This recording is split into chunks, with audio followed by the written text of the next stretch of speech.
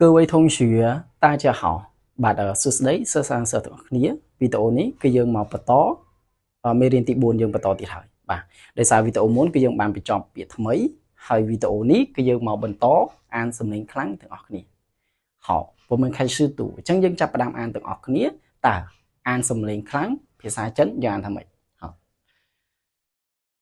第4课爸爸妈妈大声读បាទ大声读ប្រែថាអានសំឡេងខ្លាំងបាទ好我们继续អញ្ចឹងយើងបន្តទៀត这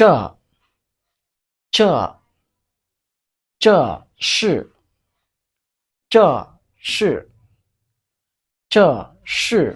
我爸爸这是我爸爸បន្តទៀត这不是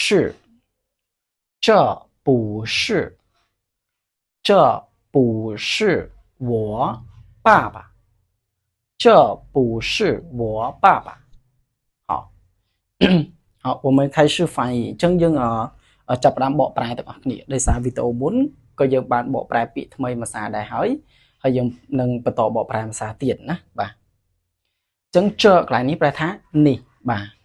这是ប្រែថានេះគឺបាទអញ្ចឹង是នេះគឺជាបាតចាស់យើងប្រែបានច្រើនណាបាតចាស់ក៏បានបាទនេះក៏បានគឺជាក៏បានបាទ这是នេះគឺ我ខ្ញុំ这是我នេះគឺជាខ្ញុំបាទតទៅទៀតបើសិនជាថែមប៉ាពីក្រោយទៀតយើងបកប្រែថា这是我爸爸នេះគឺជាប៉ារបស់ខ្ញុំបាទនេះគឺជាប៉ាខ្ញុំក៏បានដូចគ្នាណាកូនសបាហោះបន្តទៀត这ប្រែថានេះ这不是នេះមិនមែនបាទប្រែថានេះមិនមែនអញ្ចឹងពុនេះប្រែថាមិនណាកូនសបាប្រែថាមិន是នេះគេថាគឺជា这不是